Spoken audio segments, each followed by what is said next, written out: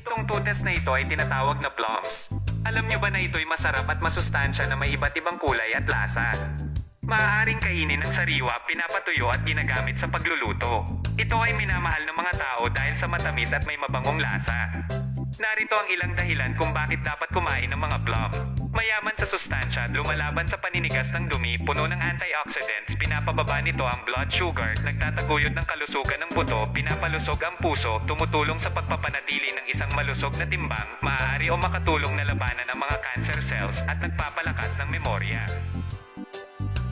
Ngunit may higit pa kayong dapat malaman. Sa ilang kultura, ang mga plum ay itinuturing na simbolo ng swerte, kasaganaan at fertility. Madalas itong ginagamit sa mga tradisyonal na seremonya at pagdiriwang upang magdala ng kaunlaran at pagpapala.